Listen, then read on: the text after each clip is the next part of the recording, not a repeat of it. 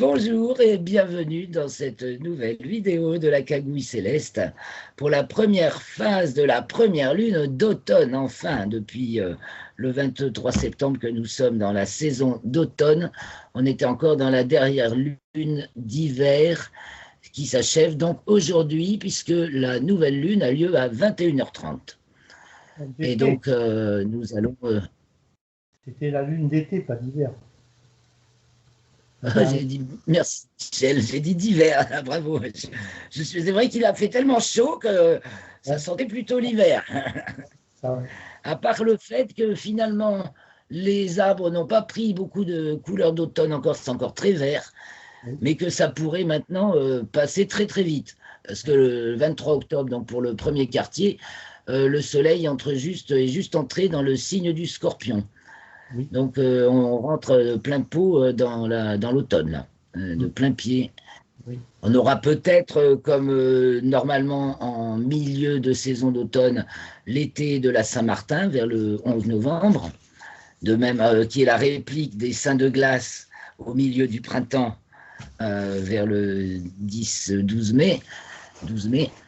Mais pour l'instant, voilà, on est parti pour une semaine, donc on va d'abord accompagner la Lune qui passe des signes de la Balance, donc, puisque la nouvelle Lune a lieu dans le 28e, 24e degré du signe de la Balance.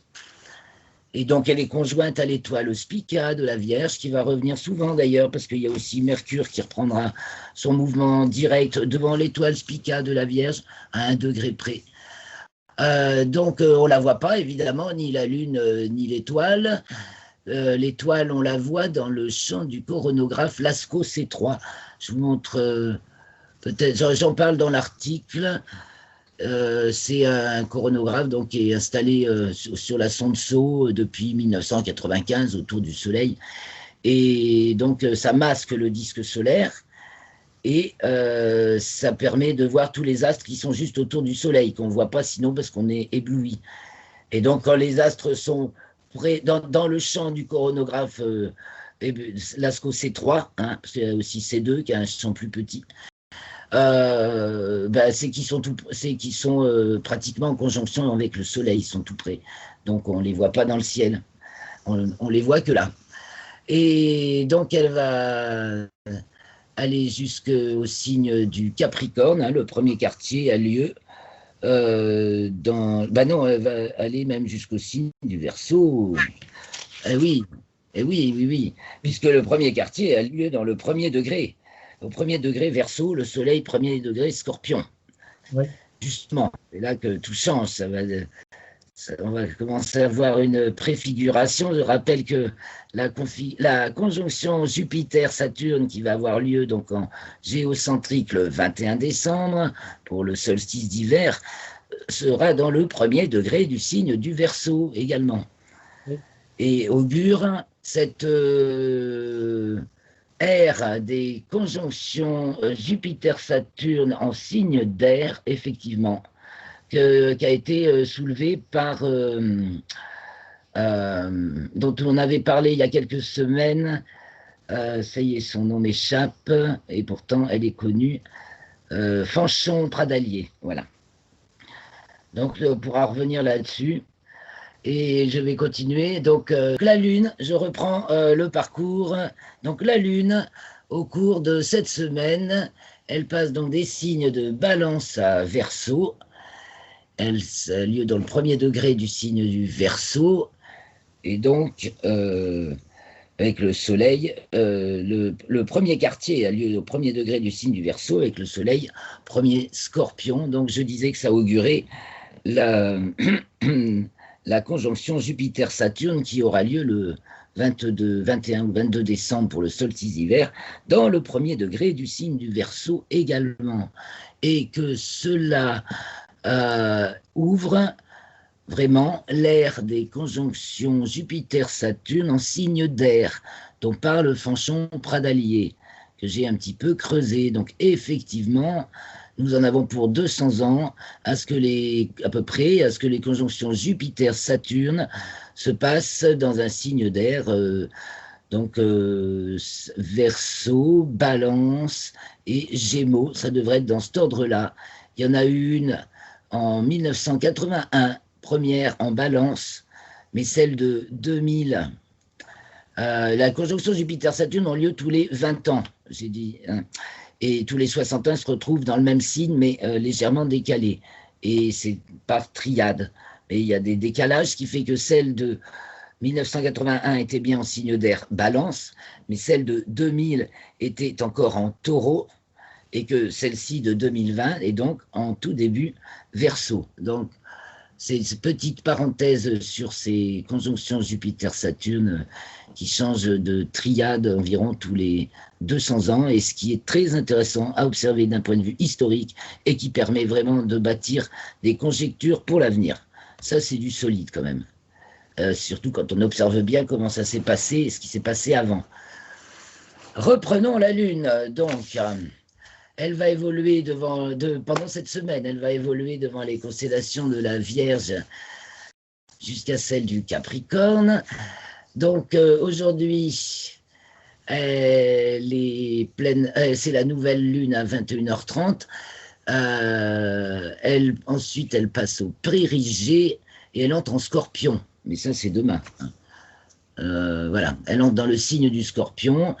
C'est le premier croissant demain soir aux environs de 19h30. Il faudra peut-être un instrument pour voir ce premier croissant. Et il sera conjoint à Mercure, invisible parce que encore plus bas, donc 6 degrés en dessous, totalement invisible, Mercure. Le 18, la Lune rentre dans le signe du Sagittaire. Le 19, elle est conjointe à Antares. Le 20, elle passe à son nœud descendant. Le 21, elle entre dans le signe du Capricorne. Le 22, elle atteint sa déclinaison minimale et donc elle est en fait hors limite zodiacale du 20 octobre 21h09 au 23 octobre 12h20. Donc elle atteint sa déclinaison minimale le 22 et elle est donc conjointe à l'étoile Nunki du Sagittaire et peu après donc à Jupiter qui est tout près. Et le lendemain, dans la nuit, à Pluton, puis à Saturne. Et elle entre dans le signe du Verseau, et c'est le premier quartier. Donc on va faire un petit tour, je vais partager l'écran, on va faire un petit tour d'images pour voir un peu la Lune. Et là, je prends carrément le bureau, c'est plus facile. Et je vous emmène sur l'article, ici, où on va voir les images. Alors, je ne sais pas si vous avez pu observer le dernier croissant de lune hier, mais j'ai trouvé une photo datant d'hier de cette vieille lune en bateau dont on avait parlé la semaine dernière. Voilà, un croissant de lune en bateau, ce qui est relativement rare sous nos latitudes, parce qu'il faut qu'il se présente il faut que l'écliptique se présente perpendiculaire à l'horizon. Ça arrive quand c'est autour des équinoxes. Donc la Lune était au-dessus, bien sûr, c'est au matin, et le Soleil encore en dessous et pratiquement la verticale. Ça donne ça. Voilà, ça c'était hier. Donc, ben ça c'est ce que je viens de vous raconter en bref. Donc je vous montre un peu les images. Donc l'image pour le premier croissant de Lune, qu'il faudra des jumelles pour le voir. Vous voyez, il est à l'ouest-sud-ouest maintenant, hein, de plus en plus vers le sud, le 17 octobre, 19h30 environ. Le 19, on retrouve donc la Lune à côté de l'étoile Antares, là c'est à 20h. Vous voyez, on aura un croissant de Lune encore assez fin, ça doit être le 4e jour. Et l'étoile Antares du Scorpion qui se couche dès le début de la nuit. Et donc, la Lune est assez bas en déclinaison, n'est-ce pas? On a 2 occultations d'étoiles par la Lune qui sont observables cette semaine, le 20 et le 21. Le 21, c'est une étoile Cos Borealis du Sagittaire qui forme le haut de la théière. Le 22, la Lune est conjointe donc à Nunki, donc à voir le 21 au soir. Le 21 au soir, la Lune, qui est justement conjointe à Cos Borealis, c'est l'étoile qu'elle cache là. Nunki, et puis vous voyez Jupiter et Saturne qui sont pas loin, donc 21 au soir, 20h ok. Et le 22 au soir, eh ben voilà, la Lune est passée ici. Nunki, l'étoile du Sagittaire, est toujours là. Et donc, quand la Lune est conjointe à Nunki, c'est qu'elle est à sa déclinaison minimale, toujours à peu près. Et vous voyez, je vous ai marqué Pluton, là aussi invisible. Mais donc là, la Lune est conjointe à Jupiter le 22 au soir, et dans la nuit, elle est conjointe à Pluton. Et le lendemain, à Saturne. Donc, on se retrouve le 23 au soir, toujours à 20h. La Lune a doublé Saturne. Voilà pour les observations de la Lune cette semaine, donc en début de nuit, puisque c'est la première phase. On voit la Lune qui culmine en début de nuit et qui se couche au minuit. Alors maintenant, nous allons parler du Soleil et des planètes, parce que le Soleil qui fait... alors d'abord, on va parler aussi du signe du Scorpion, puisque le 23, à 0h40, c'est 0h43 à l'heure de notre monte et 22h43 en temps universel. Donc le Soleil entre dans le signe du Scorpion. Je vais y revenir. On va d'abord parler des aspects qui fait. Donc vous vous souvenez, la semaine dernière, le 11, c'était carré à Jupiter. Cette semaine, le 18, il est au carré de Saturne. Et le 15, d'abord, il était au carré de Pluton dans le plan écliptique. Il y passe le 19 dans le plan équatorial. Et on a donc tout un imbroglio, comme je disais la semaine dernière. Alors, pour reprendre tout ça, on commence par Jupiter, qui était carré au Soleil dans le plan écliptique le 11, carré au Soleil dans le plan équatorial le 15, et qui va en héliocentrique être carré à la Terre le 24, 23, 24. Nous avons ensuite Pluton, auquel le Soleil est carré le 15 dans le plan écliptique, le 19 dans le plan équatorial, et en héliocentrique, la Terre est carrée à Pluton le 17. Ce même jour, Mercure est conjoint à Neptune en héliocentrique, donc. Et Saturne, donc, qui est carré au Soleil dans le plan écliptique le 18, qu'il est le 22 dans le plan équatorial, et la Terre est au carré de Saturne le 24 en héliocentrique. Alors, vous voyez comme ça fait des tas de choses qui s'entremêlent, mais en tout cas, c'est sûr que fonction solaire d'un côté, fonction, on pourrait dire super Saturne, hein. Alors un petit RET, toujours, ça fait du bien, j'ai pas besoin de 2 fois quand même. Donc, fonction solaire d'un côté, au carré de Saturne, Pluton et Jupiter. Donc, Jupiter, Saturne, Pluton. En résumé des formules, ça nous fait du super Saturne. En tout cas, on a les structures sociales, hein, toute l'architecture, l'infrastructure et toute la vie sociale qui sont au point mort, ça on peut le dire, hein. Et ben ça, carré, hein, ça passe pas. Le soleil a quelque chose à dire. Ouais, il y a blocage, oui. Je reviens sur l'article. Les planètes, qu'est-ce qui se passe du côté des planètes en géocentrique? On a notre petit Mercure qui est rétrograde, donc depuis le 14 octobre jusqu'au 3 novembre, qui revient devant la constellation de la Vierge, tandis que Vénus, qui elle est directe, arrive le 22 devant la constellation de la Vierge, mais dans l'autre sens. Donc Vénus arrive dans le sens direct, elle vient de la constellation du Lion, tandis que Mercure arrive en marche arrière de l'autre côté. Il était dans la constellation de la Balance depuis quelque temps et il revient devant la Vierge. Alors nous allons parler du signe du Scorpion. Qu'en penses-tu, Michel? Puisque le 23, le Soleil entre dans le signe du Scorpion. Et puis après, on regardera un petit peu les thèmes. Donc le signe du Scorpion, c'est la deuxième phase de la saison d'automne pour l'hémisphère nord, printemps pour l'hémisphère sud. Donc c'est l'hémisphère sud qui reçoit de plus en plus d'ensoleillement et il en reçoit de plus en plus. Tandis que l'hémisphère nord en reçoit maintenant nettement moins et en reçoit de moins en moins. Et donc les jours augmentent au sud et diminuent au nord. Alors le pôle dominant, c'est le pôle sud. Il est croissant, pôle dominant croissant, force d'excitation, F+. L'ensoleillement est majoritaire au sud, là on va lui attribuer moins, le pôle moins, là, nord et sud, ça prend plus et moins. Donc, et il est en augmentation, donc on a grande vitesse d'inhibition, c'est grand V-. Vitesse d'inhibition, parce qu'en fait, c'est l'art de gérer les réactions et les retraits, les défenses, c'est de la vitesse sur le freinage ou la navigation. On pourrait appeler ça de la navigation, peut-être, active. Donc, le pôle dominant, le pôle nord, non, c'est le pôle sud, là. Le pôle, il n'est pas dominant, j'ai écrit une bêtise. Ah, le pôle nord est décroissant, je la corrigerai. Donc, il n'est pas dominant, au contraire, il est minoritaire.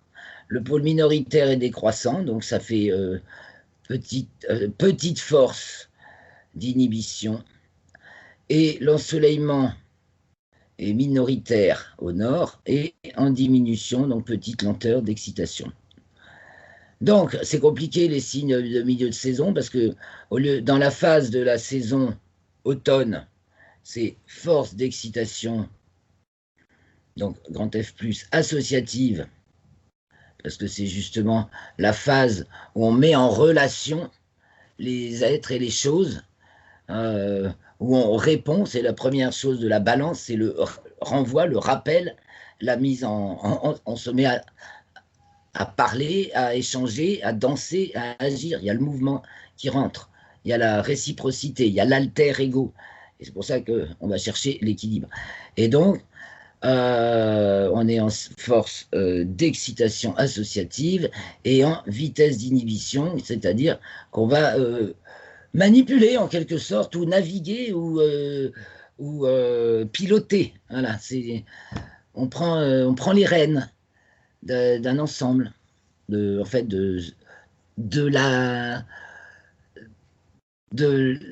l'action, les rênes de l'action de sa vie.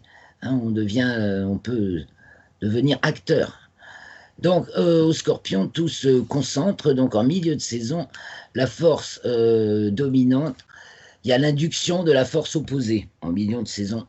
Donc, il y a la force d'inhibition qui apparaît avec le Scorpion, qui se manifeste au Scorpion. C'est l'autre pôle de la force d'excitation associative, c'est la force d'inhibition différentielle, qui est justement celle de savoir trier, choisir, faire évacuer tout ce qui n'est pas nécessaire. Ça, c'est le Scorpion, parce qu'il va chercher le lien parfait, la correspondance exacte, ce qui est la bonne relation.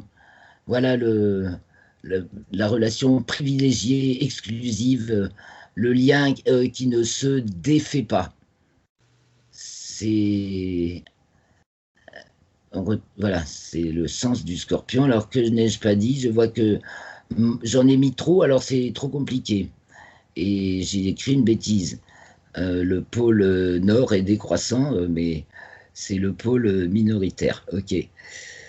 Donc, moralité, les formules du signe du Scorpion. Donc, en formule majeure, c'est la force d'inhibition différentielle. Donc, c'est l'art de savoir trier, choisir. Et en formule mineure, c'est la petite force d'excitation protectrice, donc celle qui est la force de l'été, qui consiste à se protéger. Je me souviens, alors je vous demande un petit dessin humoristique là dans les signes en bande dessinée par c'est pas par RP, c'est par un autre conditionnaliste dont le nom va me revenir. Et alors le lion, c'est le signe inverse du scorpion. Alors, autant le scorpion, c'est flairer les pièges, autant le lion est là, il dit un piège, où ça, quel piège? Et ça, c'est l'inverse la force du scorpion et la faiblesse du lion, et réciproquement. Donc, le lion a la force d'excitation protectrice, et il craint rien, hein. Et le scorpion, il peut avoir peur de se tromper quand même, et du coup, il fait rien. Il peut aussi être bloqué pour ça, ou du moins il n'a pas la force de défaire certains liens peut-être qui arrivent à échéance, qui sont obsolètes. Voilà. Alors, au niveau, après de la saison, nous sommes donc dans la saison vitesse d'inhibition. Tout l'automne, c'est vitesse d'inhibition et petite lenteur d'excitation, l'inverse de l'été. L'automne répond à l'été et le printemps répond à l'hiver en termes de saison. C'est les fonctions inverses. On peut en miroir, en tisse peut-être. Et donc, c'est cet art de la navigation. Et comme on est donc en milieu de saison, et donc comme tous les signes fixes, la formule majeure aura le sens des dosages, et la formule mineure va passer en phase paradoxale, c'est-à-dire que elle n'aura pas peur d'un éléphant, mais elle aura peur d'une souris. C'est-à-dire on peut avoir une estimation des proportions faussées et accorder une super importance à un truc mineur et négliger quelque chose de majeur. Voilà. C'est ça qu'on appelle la phase paradoxale. Et donc, c'est l'opposé. Le scorpion, c'est l'opposé du taureau. Nous sommes dans l'axe taureau-scorpion. Donc, ils partagent la force d'inhibition. C'est la force d'inhibition naturelle au taureau. C'est la force d'inhibition différentielle au scorpion. Qui partagent le sens des dosages et qui sont en vitesse inverse. Le taureau, c'est vitesse d'excitation, enfin vitesse opposée, vitesse d'excitation, donc on est dans l'énergie, hein, et on ne sait pas forcément s'arrêter. Et le scorpion, c'est la vitesse d'inhibition, donc là on est dans la réflexion plutôt, hein, on peut penser de vitesse de la pensée, hein, peut-être. Et que disais-je, on est dans la vitesse d'inhibition, et donc on manque de lenteur d'excitation protectrice. C'est pareil, on peut s'user, tomber dans le puits, on tombe dans un puits. C'est la faiblesse du scorpion, ça peut être de tomber dans les puits sordides de relations sans issue, ou de dépendance, c'est ça, on peut y retrouver éventuellement la dépendance. Voilà, alors j'avais envie de vous faire un petit topo, là, oui, tiens, j'aurais pu montrer ça avec les images, bien sûr, hein, vous voyez, avec les petits ronds noirs, les petits ronds blancs, avec des rayons quand ça augmente et pas de rayons quand ça diminue. On voit tout de suite notre scorpion, voilà, le sud, donc c'est les ronds noirs, il augmente, il y en a plus que de blancs, et il augmente. Donc les formules sont indiquées ici, il est opposé au taureau, exactement le contraire. Un petit rond noir pour le sud, un grand rond blanc pour le nord, et des rayons parce que le nord augmente, le dominant augmente. Et c'est l'inverse du signe du lion, donc, où on a bien un petit rond. Le rond noir augmente, mais sa proportion est celle du petit rond blanc du scorpion pour le lion, et le rond blanc est de la même taille que le rond noir du scorpion, donc la durée du jour dans l'hémisphère nord est de la même chose que celle dans l'hémisphère sud, mais seulement là, au lion, ce gros rond blanc diminue, et au scorpion, le rond noir augmente. Voilà une visualisation des signes aussi avec les couleurs. Avec les couleurs de la carte énergie, espace, temps, structure. Énergie, espace, temps, structure. Le scorpion, maître du temps, n'est-ce pas? C'est la poigne, vous cherchez de la poigne, la plus forte poigne, elle est du Scorpion. Il est bien dans son axe, il a la force du Taureau et c'est ça, et sa poigne.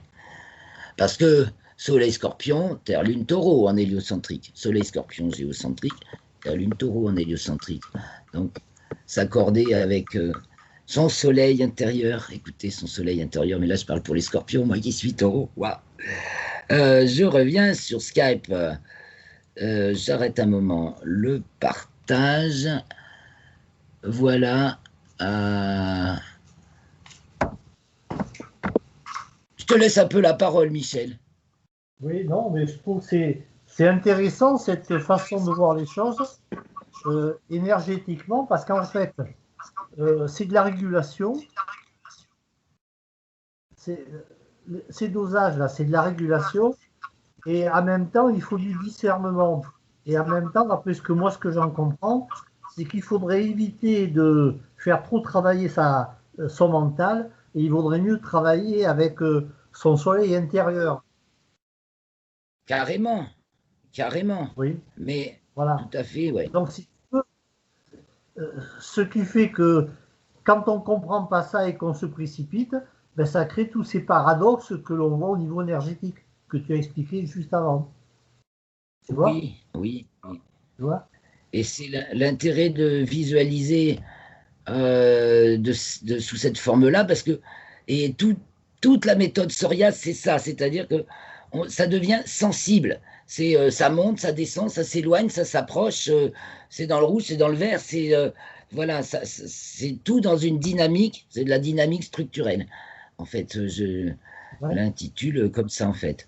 Ouais. Et du coup, l'approche d'un thème pas toujours facile avec des mots, il y a toujours la difficulté de passer de ce qu'on ressent à comment on va le transcrire avec des mots. Mais là, c'est vraiment de l'intuition, c'est énergétique, quoi. On sent les corps, leur masse, tu vois, on les pèse aussi, puisqu'on fait l'influence gravitationnelle, on regarde l'influence gravitationnelle, et tout ça, c'est des éléments du réel, concret, astronomique. C'est pas des inventions. Et ça nous donne une vision facile à acquérir, en fait, si on s'embarrasse pas le cerveau, justement, de plein de trucs. On les retrouve, les images, après, mais au moins, on les retrouve direct. Et au lieu de faire des analogies entre des symboles, des machins, oui, il y a de quoi se perdre. Je suis d'accord. Mais moi, tu vois, justement, moi, je me suis perdu dans ces trucs F+, F-, machin, tout ce que tu veux. Et c'est que maintenant que je commence à le comprendre, le fait, si tu veux, de ressentir intérieurement ce que le cœur sent et non la tête. Je ne sais pas comment l'exprimer. Tout à fait.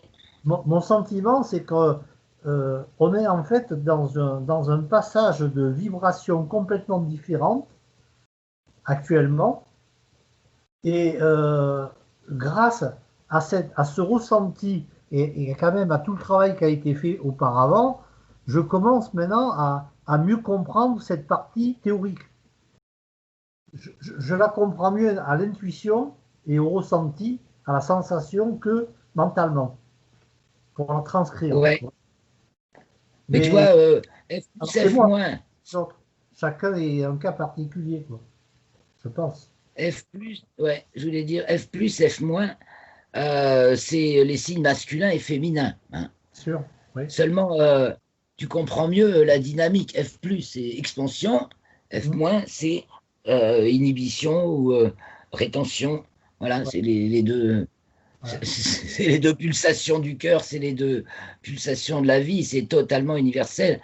Et au niveau de la Terre, eh c'est pareil, on a nos deux pôles, nord et sud. Alors quand on se met du côté, quand on regarde vers le nord, on voit le ciel tourner dans le sens inverse des aiguilles de la montre, et quand on se tourne vers le sud, on voit le ciel tourner dans le sens des aiguilles de la montre.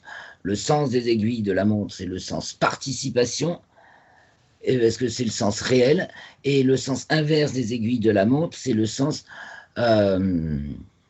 émanation. c'est le sens apparent. D'accord. Il y a le sens apparent des astres et le sens réel. On voit le ciel tourner dans un sens, c'est parce que la Terre on voit les astres aller d'est en ouest, c'est parce que la Terre nous entraîne tout le temps vers l'est, parce qu'on tourne tout le temps d'ouest en est, en fait. Et c'est tout ce jeu-là, tout le temps, en fait, entre le visible et le caché. C'est de comprendre les deux pôles et l'alternance des deux pôles. On poursuivra. C'est ça. Voilà. Donc on va rentrer là vraiment avec le scorpion dans le cœur des choses. Ah là, c'est là que se nouent les choses décisives. Oui. Surtout dans le contexte actuel. Là, hein. Oui. Le premier quartier, hein, le soleil rentre en scorpion, c'est le premier quartier, avec la lune au premier degré du signe du Verseau. On va retrouver au premier degré du signe du Verseau Jupiter et Saturne le jour du solstice d'hiver. Mais il y a tout un tas de choses qui sont vraiment en train de changer très très vite. C'est sûr qu'on passe à une dimension spirituelle, parce que d'un côté, et puis totalement, mais alors d'un factice abominable quand on voit ce couvre-feu qu'on nous invente pour rien. Il n'y a plus de. Il n'y a pas de crise sanitaire réellement. On essaie à tout prix d'en faire exister une, mais en fait, il n'y a pas de malade, il n'y a pas de maladie. Les médecins disent tous que même s'il y a eu une épidémie, un virus, au début, il est complètement atténué. Il ne fait plus de mal. Enfin, je lis plein de choses de médecins sur cette situation. Donc, on est vraiment dans une espèce de c'est le côté, le mauvais côté du Verseau, ça. Hein, c'est le meilleur des mondes, quoi. Hein. Aldous Huxley, d'ailleurs, le jour, je me suis trompé d'auteur, je crois. C'est aussi le monde planifié comme la Chine ou l'URSS, avec les grands plans qui font pas prennent pas la place de l'individu. Il n'y a que si vraiment l'individu s'illumine de l'intérieur. Voilà. Soleil Lion tient son panache de son verseau d'esprit. Non, Soleil Lion tient sa splendeur de son verseau d'esprit. Et ça, c'est dans mon poème. Le verseau, sa grandeur de son royal soi-même. Un truc comme ça. Je me souviens plus très bien. C'est la réciproque Lion-Verseau. On est parti on était sur Lion-Taureau. Allez, paf, on quaternise. On passe. Non, c'est bien. À la croix. Bon, oui. Je pense que on va s'arrêter là. Oui, ok. D'accord. Les jours qui viennent vont être, je pense, très importants, parce que je crains que les médias et certains commencent à se rendre compte qu'ils ont du mal à continuer à essayer de pousser les feux là pour le gouvernement. Hein. Certains commencent à éviter de parler. Ils ne se rebellent pas, mais ils évitent de parler. Moi, j'ai écouté une vidéo du 4 octobre du professeur Raoul, qui explique en fait que tout ce qui a été fait par les pharmaciens, en fait, tous les gens qui touchent du pognon là, à tort larigot pour faire les vaccins et tout un tas de choses, et puis tout le comité de scientifiques qui travaillent avec Macron, c'est des gens, ils touchent pas pied par terre. Voilà quoi. Donc lui, il dit, de toute façon, on ne peut pas les ramener à la raison dans les médias, c'est pas possible, il faut attendre. Et on ne peut pas les ramener à la raison, ils sont dans leur rêve. Le Verseau, c'est le rêve aussi. Hein. Ils sont dans leur rêve de leur petite, de leur monde idyllique avec on a tué tout le monde, il n'y a plus que nous. On va, il faut éradiquer. Bon, enfin voilà. C'est aseptisé, hein. Ouais. D'un certain côté, mais peut-être pas de l'autre. Ouais. Bon, bah, écoute, Merci pour tout ça. Merci à toi. Et puis, donc, je continue à faire mon petit boulot et puis je te tiens au courant. Et on se retrouve le 23 avec grande joie. Ouais. C'est quoi? C'est un vendredi? Ce sera un vendredi? C'est vendredi prochain? Ce sera encore vendredi, ouais, vendredi prochain, le 23, 18h. Bon. Chers amis, au plaisir. À vendredi prochain, Michel. Bonne soirée à tous. Toi aussi. Ciao, merci. Ciao, ciao.